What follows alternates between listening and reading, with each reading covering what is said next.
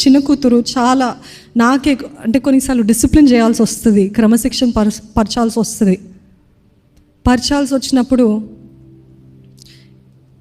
అంత ఈజీగా కోప్పడను, కానీ ఊరికే నాక్ చేస్తూ ఉంటుంది, అని నాక్ చేస్తూ ఉంటుంది. ఆపు ఆపు అన్నాను, హే అని ఇంకా గట్టి ఏడుస్తుంది. అన్ని ప్రయత్నాలు చేసి అంత చేసిన తర్వాత కూడా ఆ నిమిషానికి ఆపేస్తుంది, మళ్ళీ అని స్టార్ట్ చేస్తుంది. విసుకొచ్చే పట్టని వేస్తాను నేను కాను. వేసిన తర్వాత బోరమని ఏడ్చింది, గట్టిగా ఏడ్చింది. ఆ ఏడుపుకి మళ్ళీ నాకే బాధేసింది, అయ్యో ప్రభా నేను తప్పు చేస్తాను అని బాధేసిన తర్వాత నాకు ఒకటే బాధపడుతున్నాను, మళ్ళీ కోపంలో కూడా ఉన్నాను. నేను మళ్ళీ తనని వెంటనే తీసుకుంటే షీ విల్ నాట్ లెర్న్ అని, let her regulate her emotions, let her handle her own emotions అని చెప్పి నేను తనను వదిలేసిన తర్వాత ఏడ్చింది.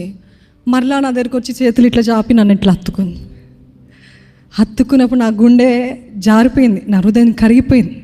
ఎందుకు ఇది చెప్తున్నానంటే, మనం కూడా శోధనలో, పోరాటాల్లో, వేదనలో, కన్నీటిలో ఆయన దగ్గర అలా వచ్చి అట్లా వాలిపోతే ఆయన ఈ లోకానంతా పోరాడి మీ పక్షాన నిలబడతాడండి.